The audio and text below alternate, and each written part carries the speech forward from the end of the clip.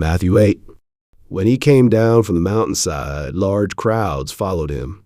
A man with leprosy came and knelt before him and said, "Lord, if you are willing, you can make me clean." Jesus reached out his hand and touched the man. "I am willing," he said. "Be clean." Immediately he was cured of his leprosy.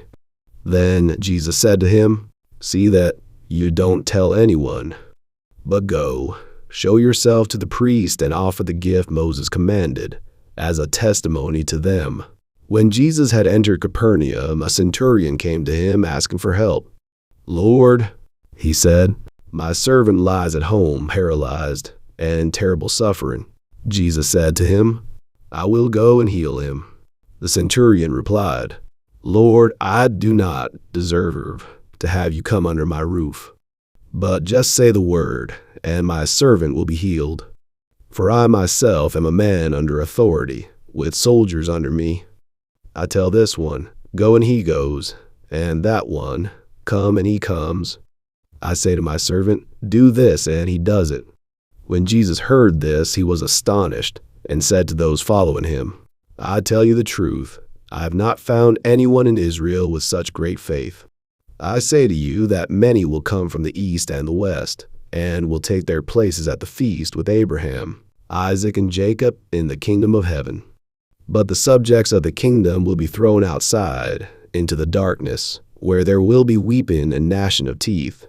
Then Jesus said to the centurion, "Go, it will be done just as you believed it would." And his servant was healed at that very hour. When Jesus came into Peter's house, he saw Peter's mother-in-law lying in bed with a fever. He touched her hand, and the fever left her, and she got up and began to wait on him. When evening came, many who were demon-possessed were brought to him, and he drove out the spirits with the word and healed all the sick. This was to fulfill what was spoken through the prophet Isaiah. He took up our infirmities and carried our diseases. When Jesus saw the crowd around him, he gave orders to cross to the other side of the lake. Then a teacher of the law came to him and said, "Teacher, I will follow you wherever you go." Jesus replied, "Foxes have holes and birds of the air have nests, but the Son of Man has no place to lay his head." Another disciple said to him, "Lord, first let me go and bury my father." But Jesus told him, "Follow me, and let the dead bury their own dead." Then he got into the boat, and his disciples followed him.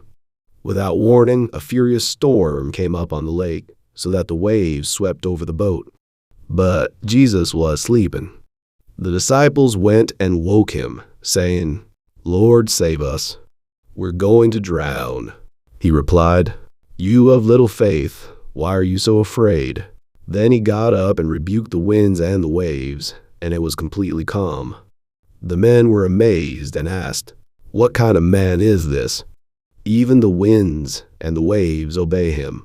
When he arrived at the other side, in the region of the Gadarenes, 2 demon-possessed men coming from the tombs met him.